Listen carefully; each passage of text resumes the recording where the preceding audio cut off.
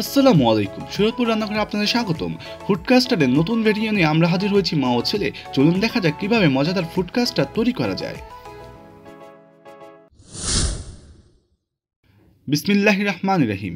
ফুডকাস্টার তৈরির জন্য প্রথমে আমরা নিয়ে নিব 1 কাপ পরিমাণ গুঁড়া দুধ। এখানে আমরা দুধের পরিমাণ ফলের পরিমাণ অনুযায়ী নিয়েছি। নিয়ে নেব আধা কাপ পরিমাণ কাস্টার্ড পাউডার। এখানে আমরা কাস্টার্ড পাউডার ও ফলের পরিমাণ অনুযায়ী নিয়েছি। এবার দিয়ে দিব স্বাদ মতো চিনি। এখানে আমরা 1 কাপ পরিমাণ চিনি দিয়েছি। এখন দিয়ে দিব স্বাদের জন্য সামান্য লবণ। এবার পরিমাণ মতো পানি দিয়ে পাউডারগুলো ভালোভাবে মিশিয়ে অল্প আঁচে অনবরত নেড়ে নেড়ে কাস্টার্ড মিক্স তৈরি করে নিতে হবে। এখানে আমরা 1 মগ পরিমাণ পানি নিয়েছি ফলের পরিমাণ অনুযায়ী।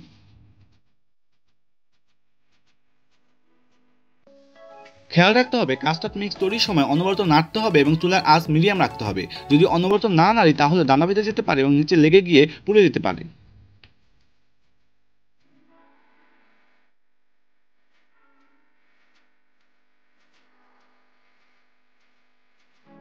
কাস্টার্ড মিক্স ততক্ষণ পর্যন্ত রান্না করতে হবে যতক্ষণ পর্যন্ত ফুটতে শুরু করে ঘন হয়ে আসে। ফুটতে শুরু করে ঘন হয়ে আসলে আমরা নামিয়ে নিব। এরপর আস্তে আস্তে ঠান্ডা করে নিব। এবার অনবরত নেড়ে নেড়ে কাস্টার্ড মিক্সকে ঠান্ডা করে নিতে হবে। খেয়াল রাখবো যেন উপরে ঝড় জমে না যায়।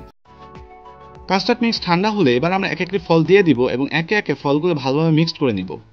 প্রথমে আমরা দিয়ে দিয়েছি ছোট টুকরো করে কাটা আপেল। এরপর এগুলোকে ভালোভাবে মিশিয়ে নিব। এবার দিয়ে দিয়েছি খেজুর এবং খেজুরগুলোকে ছোট ছোট টুকরো করে কেটে নিয়েছি।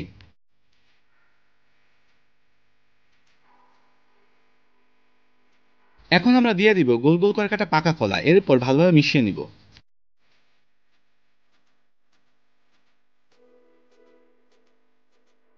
ফলগুলো মিশানোর সময় আমরা আস্তে আস্তে নাড়বো যেন ফলগুলো গলে না যায় কিংবা ভেঙে না যায়।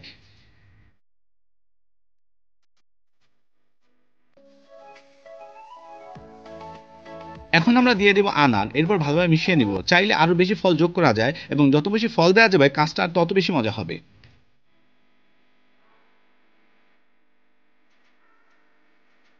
আমাদের কাস্টার্ডে ফল মিক্স করা শেষ। এবার আমরা একটি সুন্দর বাটিতে পরিবেশন করব।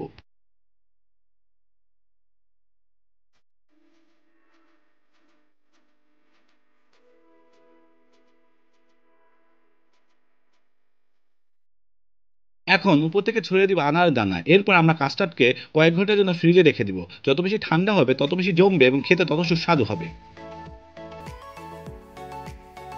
আমাদের ফুড কাস্টার্ড তৈরি।